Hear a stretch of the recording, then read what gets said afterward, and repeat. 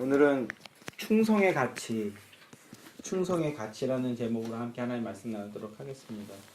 눈 오는데 이 눈 뚫고 오시느라고 고생이 많으셨어요. 집사님 그 도로는 괜찮으시던가요? 네, 다행입니다. 그래서 또 눈이 생각보다 많이 오지 않아서 좀 다행인 것 같고요. 올해는 좀 눈이 많이 올 것 같네요, 진짜로. 좀 날씨가 걱정입니다. 이렇게 그래도 그 날씨를 뚫고 예배하러 오신 여러분들 주님의 이름으로 축복합니다. 오늘 보면 이제 우리가 그 달란트 비유잖아요. 제가 의도적으로 21절에서 끊었는데 그 이유가 뭔지 오늘 함께 좀 말씀이 끝나면 함께 아시게 되실 거라고 생각합니다. 충성의 가치라는 제목으로 함께 하나님 말씀 나눌 텐데요. 여러분 그 스위스라는 나라를 아시죠? 스위스라는 나라요. 유럽에서 가장 작은 유럽에 있는 작은 나라. 강대국들 사이에 끼어 있고 자원은 없고 또 온통 험악한 산으로 둘러싸여 있는 나라. 그런 나라가 스위스잖아요. 이런 스위스 하면 여러분은 어떤 것 혹은 어떤 이미지가 떠오르시나요? 자, 하람이 스위스 하면 뭐가 생각나요? 눈. 그러니까 눈 좋아요. 또 하온이는 스위스 하면 뭐가 생각나요? 열심히 적고 있는데 스위스 어딘지 모르겠어요. 모르겠어요. 네. 또 주은이는 스위스 하면 어떤 게 떠올라요? 알아요? 스위스라는 나라? 퐁듀. 응? 먹는 거. 먹는 거? 퐁듀. 뽕듀. 조금 더 고급지네요. 눈보다. 네, 반성하시기 원해요. 네. 뭐가 그냥 예. 예, 이런 스위스 하면 여러 가지 이미지들이 있을 수 있겠지만 스위스 하면 그 중에서도 그 신뢰의 대명사라는 것을 꼽을 수 있을 것 같아요. 신뢰의 대명사. 이 신뢰라는 것은요, 축적된 이미지에서 오는 그 한결같은 그런 축적된 이미지에서 오는 거죠. 이것과 관련해서 재미난 예화가 하나 있는데 한번 들어보세요. 프랑스 대혁명 때 그 루이 16세의 정부군이 시민혁명군에게 완전히 포위를 당하게 됩니다. 모두 다 격파되고 사실상 전세가 완전히 기울어진 그런 상태였는데 그럼에도 마지막까지 루이 16세 곁에 남아 항전했던 군인들이 있었습니다. 그들이 누구였냐 하면 루이 16세의 정부군이 아니라 왕궁의 경비를 담당하고 있던 스위스 용병들이었어요. 스위스 용병 220명들. 그런데 그 스위스 용병 220명은 말 그대로 용병의 신분이었기 때문에 혁명군에게 투항을 하거나 아니면 무기를 내팽개치고 도망쳐도 아무도 뭐라고 하지 않을 그런 위치에 있었던 자들이었어요. 그럼에도 그들은 끝까지 루이 16세를 지켜주다가 결국 모조리 전멸을 당하게 됩니다. 후에 그 용병 중에 한 사람이 가족들에게 남긴 편지가 발견이 되었는데 그 편지에 이렇게 기록되어 있었다고 해요. 우리가 신용을 잃으면 후손들이 영원히 용병이 될 수 없기에 우리는 죽음으로 프랑스와의 약속을 지키기로 했다. 이렇게 편지를 남겼어요. 척박한 땅. 당시에는 지금은 뭐 시계도 있고 뭐 은행도 있고 해서 스위스가 아주 부자 나라로 살고 있지만 이 당시만 해도 척박한 땅에 용병 말고는 생계의 수단이 사실상 없었던 시절이에요. 스위스가. 그러니까 당장 자신들이 살고자 한다면 얼마든지 방법이 있을 수 있었겠지만 결국 신뢰를 잃으면 자신들 말고 후손들이 먹고 살 방법이 없다라는 것을 알았던 거죠. 그러한 상황에서 얻게 된 것이 약속하면 반드시 지킨다는 신뢰의 대명사가 그들의 이미지라고 할 수 있어요. 신뢰의 대명사. 지금도 로마 바티칸을 지키는 용병들은요 100% 스위스 군인들이라고 합니다. 이렇게 스위스는 국가의 이미지 자체가 충성이라고 할 수 있어요. 충성. 국가의 이미지 자체가. 신뢰, 충성. 오늘날 우리 시대는 이 충성이라는 가치를 좀 우습게 여기는 분위기가 있는 것 같아요. 한결같이 우직하게 맡은 바 소임을 감당하는 사람을 세상 사람들은 좀 고지식하고 답답한 사람으로 여기는 분위기가 있는 것 같아요. 제 20살 때 기억인데 볼링장에서 알바를 했어요. 볼링장에서. 근데 이게 새로운 사람들이 오면 환영을 해주고 이 사람을 막 내 사람으로 만드는 게 아니라 볼링장 기사들이 엄청 텃세를 부리는 거예요. 저를 되게 이유 없이 갈구고. 그런데 제가 그 사람들의 마음을 얻게 된 결정적인 계기가 있었어요.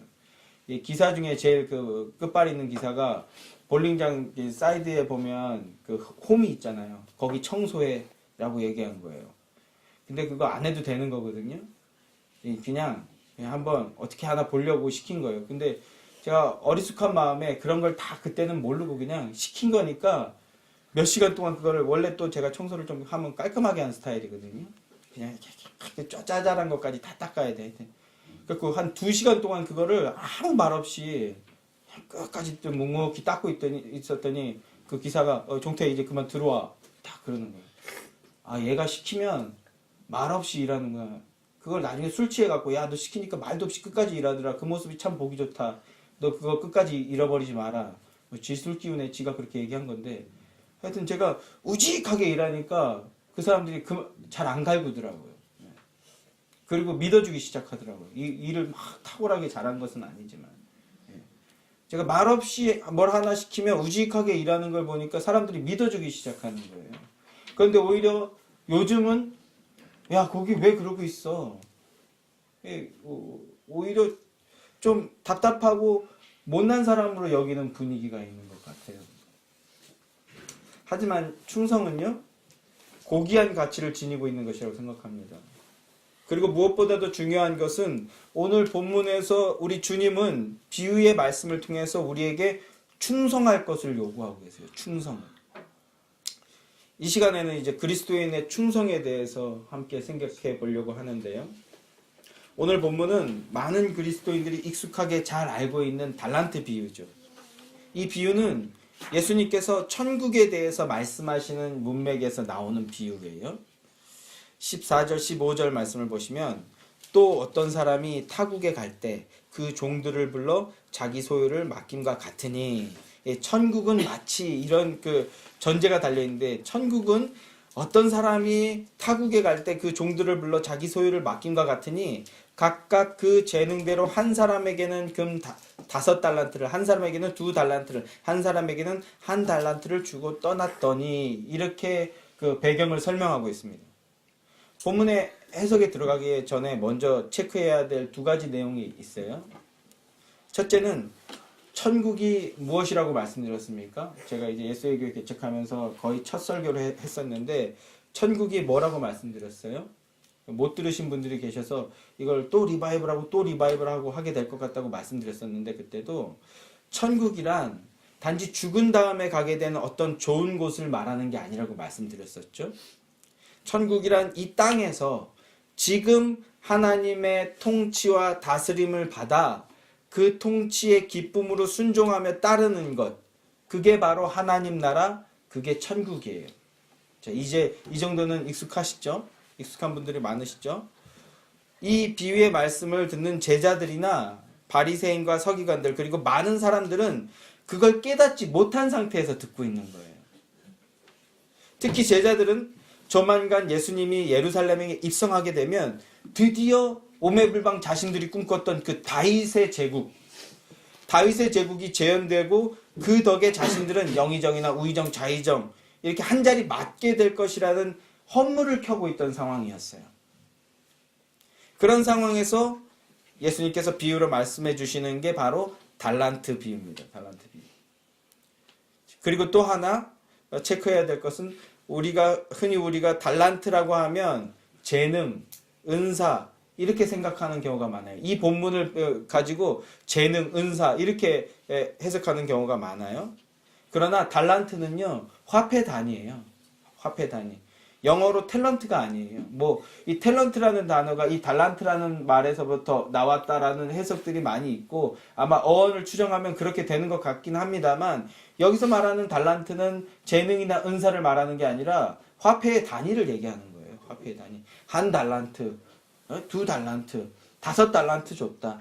5달란트, 3달란트 줬다. 이렇게 화폐 단위로서 지금 말씀하고 있는 겁니다. 그러니까 주인이 종들에게 맡기고 간 달란트는 재능이나 은사로 해석하는 게 아니고, 그래서 심지어 이 재능이나 은사로 해석해서 이 말씀 이 비유의 말씀처럼 너희들의 은사를 사용해서 100배 1000배로 헌신해서 교회에 바쳐라. 이런 건 너무 유아적이고 유치한 해석이에요. 우리가 그렇게 해석을 해볼 수는 있겠지만 그게 맞다고 해도 너무나 유아적인 해석이라고요. 예수님은 그렇게 말씀하고 계시지 않아요. 그러나 그렇게 마지막에 해석은 할 수 있어요. 그런데 이 달란트라는 단어를 가지고 그렇게 해석하는 건 너무 뭐라 그럴까요? 도약이 너무 심해요.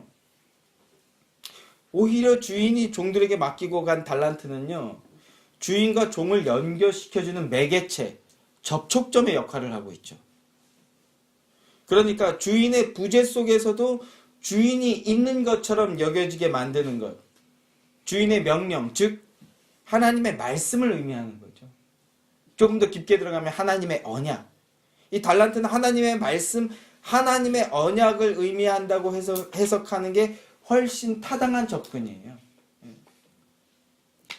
자, 주인은 종들에게 5달란트, 3달란트, 1달란트씩 각각 나누어주고 먼 곳으로 떠납니다.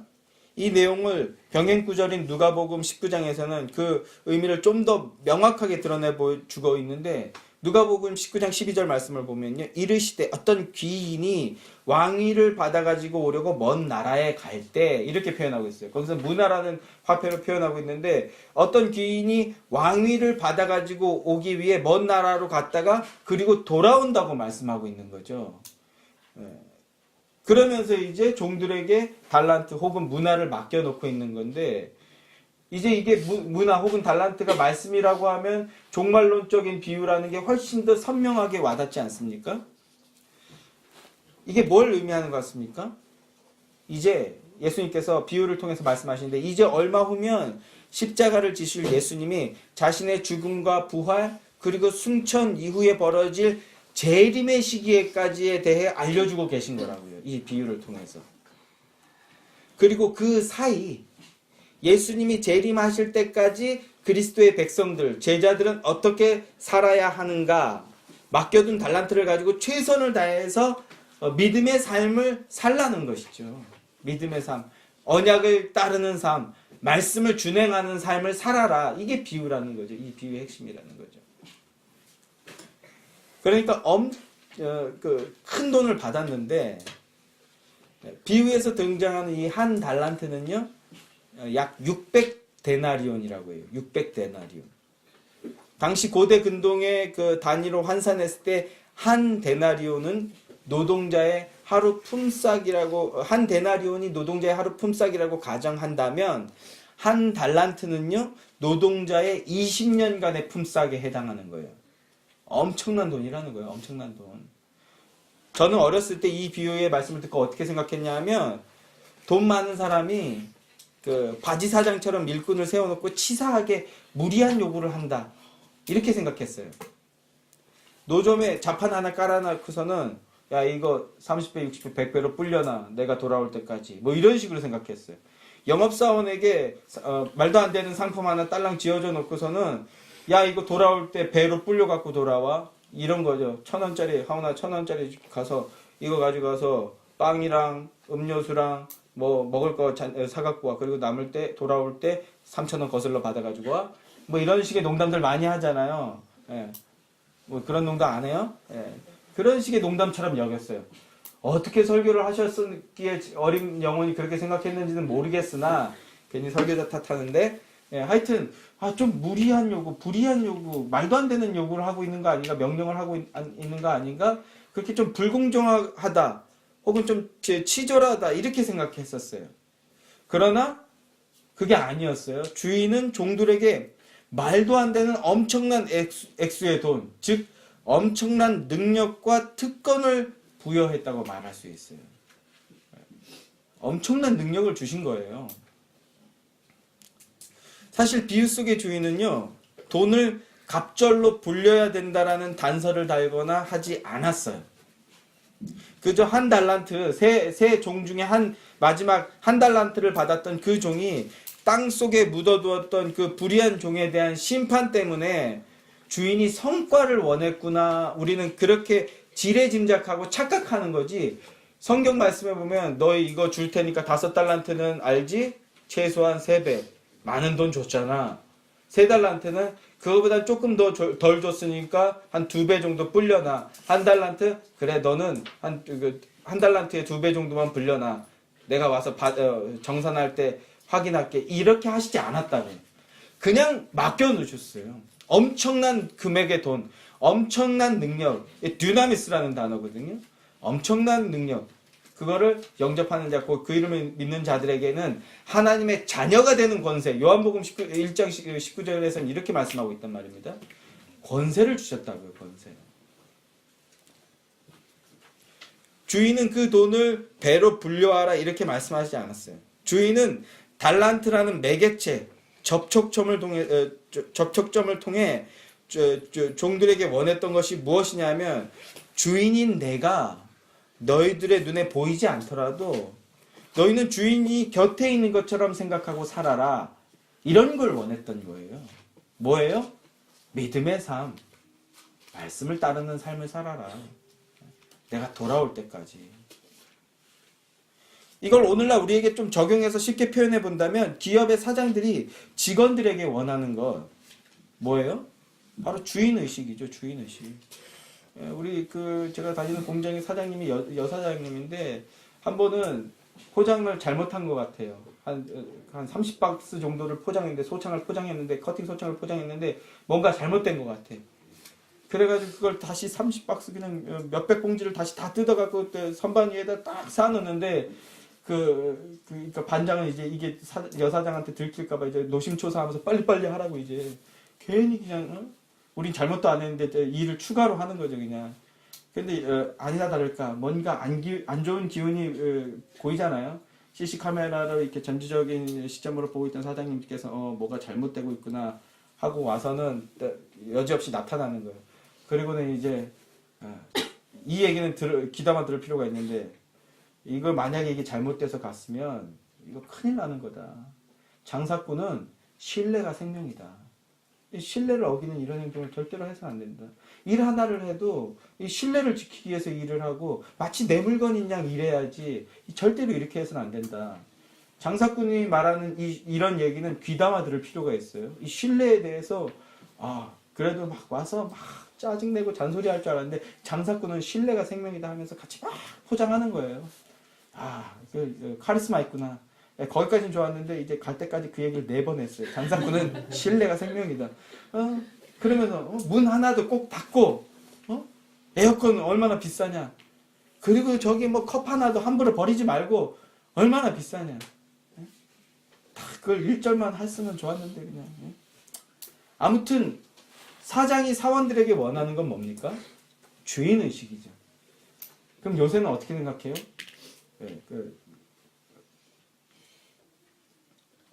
이름을 까먹었네. 고로시다 노부이케인가? 그 사람 일본의 유명한 회장이 그런 말을 했죠. 그런 책을 썼죠. 사원의 마음이라는 책을 썼어요. 그러면 좋은 사장이 되기 위해서는 사원의 마음을 헤아려야 된다. 그래서 사장이 주인의식을 가지라고 할 때마다 당신에게는 사원의 마음은 있습니까? 이런 못된 생각을 하는데 아무튼 사장이 원하는 건 뭐예요? 주인의식을 갖고 내 물건처럼 생각하고 내 상품처럼 여기고 그렇게 열심히 일해달라는 거 아니에요. 그래서 제가 그 편육을 썰 때 정말 정성껏 썰어요. 이쁘게. 그러면 사장이 빨리빨리 하라고 이제 욕하는데 정성껏 하려다가 욕먹고 그러는데 아무튼 이 달란트라는 매개체를 통해서 예수님께서 하시고자 하는 말씀도 뭐라고요? 내가 너희들 눈에 보이지 않는 시점이 오게 될 텐데 그렇더라도 너희는 내가 너희들 곁에 있는 것처럼 그렇게 살아라. 그게 이 달란트 비유를 통해서 주님이 주시고자 했던 말씀이라고요. 그 사장이 사원들에게 야 사장 없어도 좀 일 좀 바르게 해가 그런 개념이 아니에요. 사실은 그런 관점이 아니라 내가 너희에게 큰 능력을 줄 거야. 뭐예요? 임마누엘의 능력을 줄 거야. 그 임마누엘을 믿고 나와 동행하는 것 같은 삶을 살아. 뭐를 붙들고? 달란트, 말씀을 붙들고 그렇게 살아. 이게 예수님께서 우리에게 주시고자 했던 달란트 비유를 통해서 주시고자 했던 그 말씀이라고요. 바로 충성된 삶을 살으라는 거예요. 충성된 삶. 언제까지요? 우리 주님이 다시 돌아올 때까지, 재림하실 때까지. 매 예배를 시작할 때마다 우리는 신앙 고백으로 고백하고 선포하죠. 이렇게요. 하늘에 오르시어 전능하신 아버지 하나님 우편에 앉아 계시다가 거기로부터 살아있는 자와 죽은 자를 심판하러 오십니다. 승천하신 예수님이 다시 이 땅에 재림하실 것이다. 이것이 우리가 고백하는 신앙 고백이요 기독교 신앙의 핵심 아닙니까? 여러분들이 매 예배마다 그렇게 고백하고 있잖아요. 그렇게 주님께서 재림하실 그 날까지 성도인 우리는 어떻게 살라고 하는 거라고요? 충성된 삶, 충성된 청지기의 삶을 살라는 겁니다. 목사는 가장 앞에 선 청지기예요. 그리고 성도 여러분은요, 그 뒤에 선 청지기일 수 있고요. 혹자는 이 비유에 대해서 이런 표현을 하더라고요. 주인이 떠난 집에서 종들의 삶. 주인이 떠나 있는 집에서의 종들의 삶. 이렇게요. 그러면 충성된 삶이란 어떤 삶일까요? 충성된 삶. 먼저 충성이라는 단어를 제가 네이버에서 쳐봤더니 네이버에 이렇게 나오더라고요. 충성. 진정에서 우러나오는 정성. 또 충성. 특정한 사람이나 집단 또는 신념에 자기를 바치고 지조를 굽히지 않는 일. 이 말이 좀 더 멋있는 것 같아요. 지난주 설교에서는 예수를 믿는 자는 인애와 공의와 의를 실천하는 사람이다 라고 말씀을 드렸어요. 인애는 하나님과 우리 사이에 보이지 않게 연결된 끈끈한 사랑의 끈과 같은 것이라고 말씀드렸습니다. 하나님께서 보잘것없는 나 같은 존재를 사랑해 주시고 나를 위해 독생자를 보내주시고 그리고 나를 자녀 삼아 주셨다고요. 이게 인애예요. 그리고 그 인애 의식이 있는 사람은요, 연약한 자들, 아픈 자들, 어려움 겪은 자들을 하나님이 나를 사랑해 주신 것처럼 사랑하게 되는 거예요. 그게 인애라고요. 몸소 사랑을 보여주신 거예요. 그러니까 우리도 그 하나님을 사랑할 수밖에 없게 되는 거예요. 그 하나님을 사랑하고 그 하나님의 은혜에 감사하고 그리고 약속하면 반드시 지키신다는 하나님의 신실하심을 믿고 신뢰하는 것. 그래서 따르는 것. 그게 인애라고요. 그리고 이 사랑은 말로만 하는 게 아니라 반드시 외적으로 드러나야 한다고요. 사랑한다면 행함이 있게 된다고요. 행함이. 그 행함이 바로 공의입니다. 공의. 하나님께 대한 감사와 신뢰와 충성을 겉으로 행하면서 드러내는 삶. 그게 예수를 믿는 거고 그게 공의예요. 이 모든 걸 합한 게 의고요. 의, 예수의 의. 바로 이 인애와 공의와 의를 드러내고 실천하는 삶을 사는 것이 달란트를 배로 남겨드리는 그 충성이에요. 교회에 헌금했더니 헌금이 막 이런 게 아니라 제발 이제 저도 이제 이런 얘기를 올해까지만 하고 안 할 거예요. 이제 저도 지쳐 이런 얘기하는 게. 막 교회 헌신을 막 이것도 하고 저것도 이런 게 아니라 인애와 공의와 의를 실천하는 거. 이게 어려움에도 그걸 실천하면서 사는 삶. 그게 달란트를 배로 남겨드리는 거라고요. 정직하고. 자, 우리 청소년들 잘 들어주세요. 이제 막 청소년 한 달 남았어, 그지? 한 달도 안 남았네. 2주 남았네. 자, 정직하고 거짓 없이 진실하고 성실하게 어려움에 빠진 일을 외면하지 않고 불의를 방관하지 않으며. 대한민국은요 너무 어려워. 불의를 방관하지 않으면 손해본다라는 생각이 아주 팽배해 있잖아요. 우리 대한민국은요. 그리고 현실적으로 그래요. 이걸 전복시켜야 돼. 이 분위기를. 누가? 그리스도인들이. 전 그랬으면 좋겠어요. 미국 시민권자를 포기하고 한국 군대에 입대했더니 손해를 보는 거예요. 피해를 보고. 이런 일들이 심심치 않게 올라오잖아요. 미디어를 통해서. 누가 그러면 손해를 보겠냐고요. 펜스룰이라는 얘기 지난주에도 나왔는데 어려운 자를 도와줬더니 손해보는 거예요. 기부했더니 폭탄 세금을 맞게 됐대요. 옛날에 떡볶이 평생 떡볶이 팔고 순대 팔아서 전 재산 2억 3억 모은 분이 그거를 학교에 기부했다. 자기는 못 배웠으니까 후손들은 그 공부를. 이렇게 하면 오늘날은 손해보는 게 그 사회 분위기가 됐어요. 손해본다. 실제로 그러는 것 같고 그런 분위기가 팽배해지는 거. 그리스도인들은 이 사회 분위기를 전복시켜줘야 돼요. 뒤집어 엎어줘야 돼요. 그랬으면 좋겠어요. 불의를 방관하지 않으며 맡은 바 일에 한결같은 모습으로 사는 삶. 예? 순대 하나, 편육 하나를 썰어도 정성껏 썰고요. 예. 뭐 작은 일 하나를 맡아도 한결같이 정성을 다해서 하는 삶. 이게 달란트를 배로 남겨드리는 충성이라고요. 충성. 이럴 때 충성된 삶을 산다는 거 얼마나 숭고하고 얼마나 아름답습니까? 그런데 문제는 뭔가요? 정직하고 진실하게 이런 것은 도덕책에 나오는 관념쯤으로 우리가 여기지 않습니까? 사실 제가 이런 말을 하고 있지만 정직하고 거짓 없고 진실하고 한결같이 성실하게 사는 것 이렇게 행하는 건요 쉽지가 않다라는 거예요. 쉽지가 않을 뿐더러 어렵사리 행한다 해도요 실제로 손해를 보게 돼 있어요. 그리스도인은 이 손해를 받겠다라는 거거든요. 이 손해를. 다시 한번 말씀드려볼게요. 여러분 주일날 교회에 오는 거 이익입니까? 손해입니까? 이익이야? 손해야? 그치. 에이, 왜 거짓말해. 불의한 자요. 네? 육신적으로 판단했을 때 손해보는 거예요. 주일날 눈 오는데 이 먼 데를 위험을 감수하고 왔잖아요. 그 물류 비용에다가 헌금 내잖아. 시간 뺏기잖아. 손해보는 거라고요. 그런데 예수님 제가 이 손해 당하겠습니다. 이게 그리스도인이라고요. 30배, 60배, 100배로 돌려준다고요? 안 돌려줘요. 안 돌려줘. 안 돌려주실 수 있어요. 필요하면 하나님이 보시기에 필요하면 돌려주는 거예요. 그 방식으로. 안 돌려주셔도 제가 하겠습니다. 이게 충성이라고요. 이게 충성. 제가 손해봐도 하겠습니다.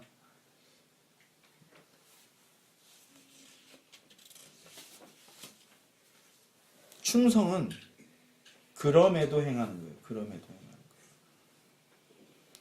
우리가 신용을 잃으면 후손들이 영원히 용병이 될 수 없게 우리는 죽음으로 프랑스와의 약속을 지키기로 했다라고 말한 그 용병들처럼 손해가 발생하고 고난이 와도 순종하고 따르는 것. 그게 충성입니다.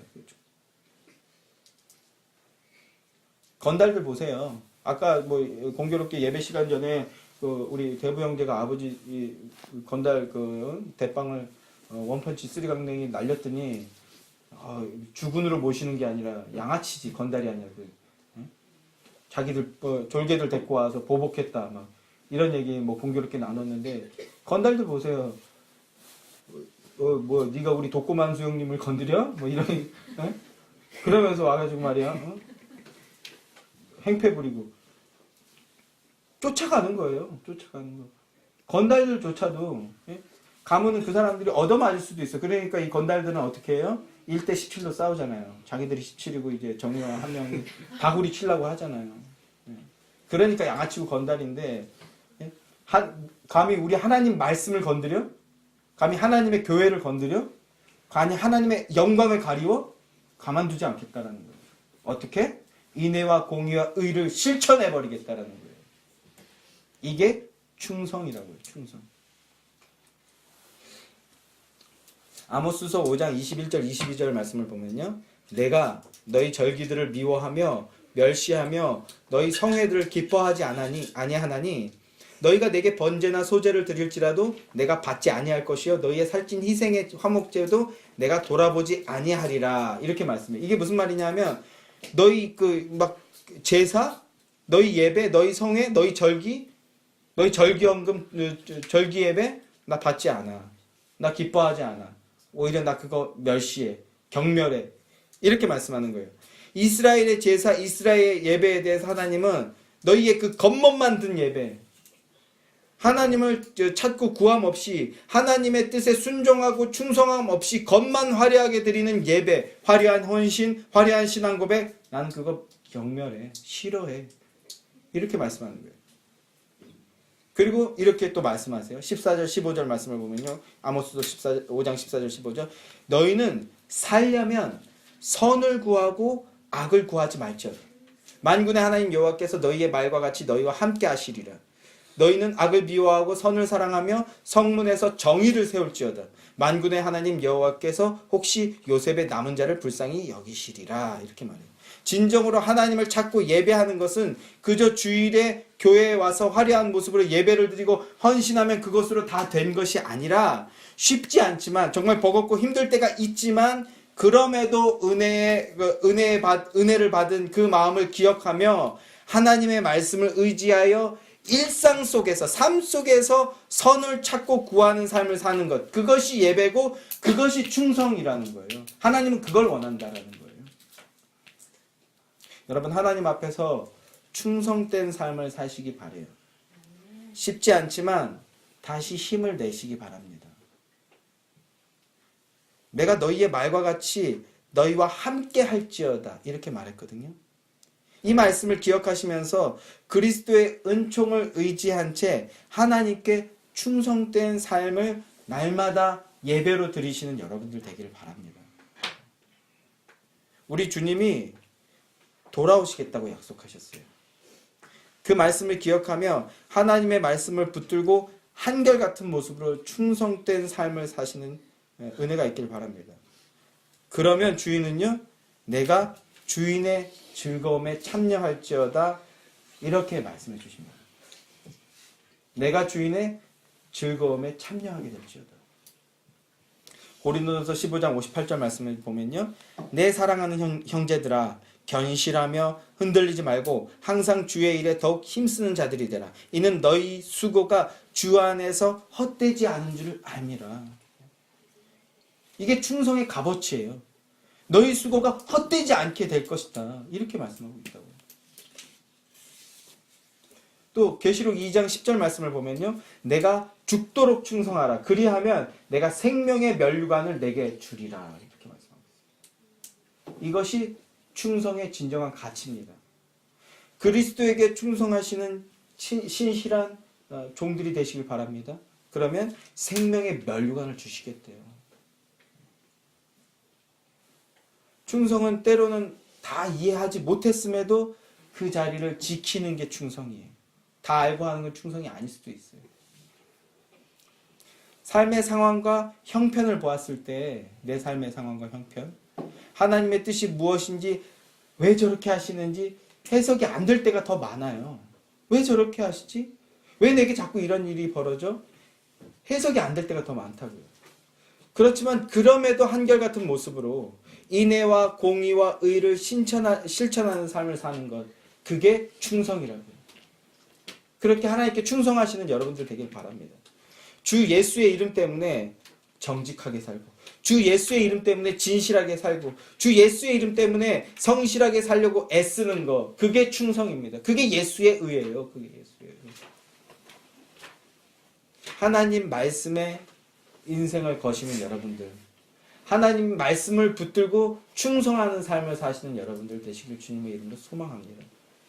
착하고 충성된 종아, 네가 적은 일에 충성하였음에 내 주인의 즐거움에 참여할 것이다 하신 이 말씀을 기억하며 그 말씀을 붙들고 사시는 여러분들 되시기를 주님의 이름으로 간절히 소망합니다.